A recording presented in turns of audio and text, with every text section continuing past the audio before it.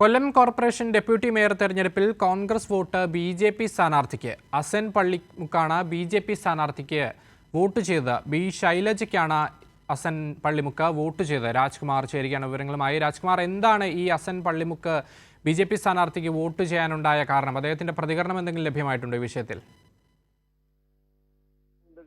Voting ആണ് ഇത്, final അല്ല. ആദ്യ റൗണ്ടിൽ എപ്പോഴും ഒരു വോട്ടെടുപ്പ് ആദ്യം ഡെപ്യൂട്ടി മേയറിലേക്ക് 3 സ്ഥാനാർത്ഥികൾ LDF-ന്റെയും UDF-ന്റെയും BJP-യുടെയും സ്ഥാനാർത്ഥികൾ തമ്മിൽ മത്സരിക്കും.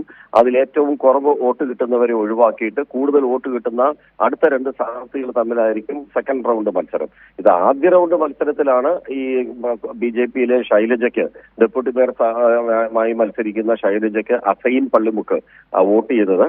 അത് ഇത് നീ ചോദിച്ചതുപോലെ അബദ്ധം പറ്റിയതാണോ, ബോധപൂർവമായി ചെയ്തതാണോ, അല്ലെങ്കിൽ മറ്റെന്തെങ്കിലും ഉദ്ദേശം ഉണ്ടെന്നുള്ള കാര്യത്തിൽ ഒരു വ്യക്തതയില്ല. എന്തായാലും സെക്കൻഡ് റൗണ്ടിൽ ഇപ്പൊ വോട്ടെടുപ്പ് ആരംഭിച്ചിട്ടുണ്ട്. ഇനി അതിലായിരിക്കും കാര്യങ്ങൾക്ക് ഒരു വ്യക്തത വരിക.